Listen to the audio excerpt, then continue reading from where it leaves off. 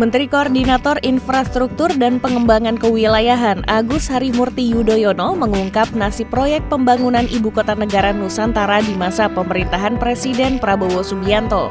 Apakah IKN tetap dilanjutkan atau sebaliknya? Mudah-mudahan, sekali lagi saya hanya bisa mengatakan kita berupaya dalam 4 tahun ke depan, seperti yang beliau sampaikan 4-5 tahun ke depan, ya sudah jadilah pusat pemerintahan itu. KIPP itu, kawasan inti pusat pemerintahan, sudah bisa benar-benar operasional. Nah, artinya memang harus dikawal dengan baik. Itulah otorita IKN harus bekerja dengan timeline yang ketat, berkoordinasi. Itu juga nanti akan menjadi wilayah koordinasi kami dengan infrastruktur. Dan ada beberapa masalah lahan juga masih tersisa, saya tahu itu. Waktu itu mungkin agak buru-buru, jadi ada sebagian wilayah yang masih dikuasai masyarakat, ya, ada pendudukan masyarakat, dan nggak mungkin diusir begitu saja.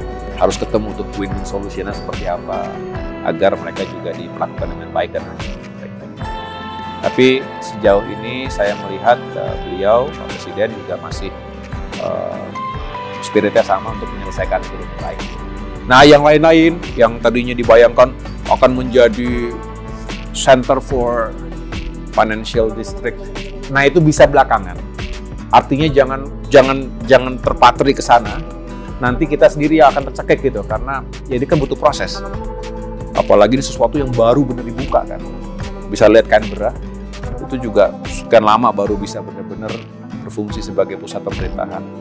Kita juga belajar dari negara-negara lain yang berpindah ibu kotanya atau ibu kota pemerintahannya.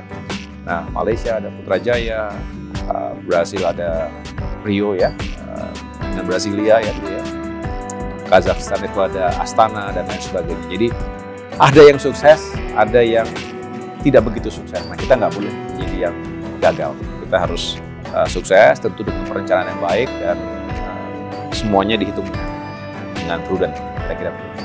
Kalau terkait infrastruktur untuk pembangunan manusia, secara langsung yang sering saya sampaikan tadi adalah bagaimana infrastruktur ini bisa mendukung meningkatnya mutu pendidikan kita. Jadi sekolah-sekolah kita, baik sekolah dasar, menengah, dan tinggi, itu ya lebih layak. Kalau kita melihat Jakarta mungkin secara umum sudah baik. Tapi juga kalau mau lebih teliti lagi, bahkan di Jakarta pun cukup banyak sekolah yang kondisinya tidak baik.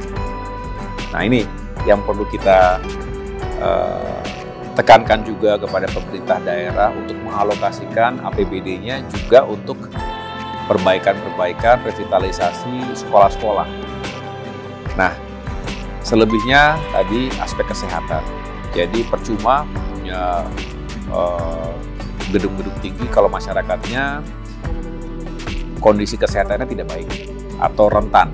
Nah, yang suka atau belum dimengerti banyak oleh kita bahwa urusan stunting misalnya.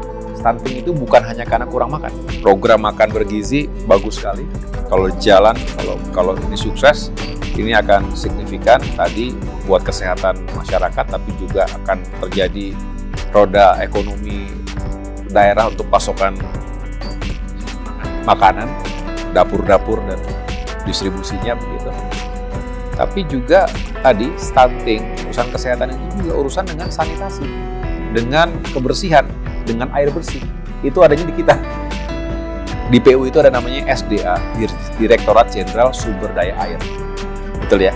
Dan diantaranya adalah meyakinkan agar suplai air bersih, suplai air minum, termasuk juga sanitasi, ini juga bagus.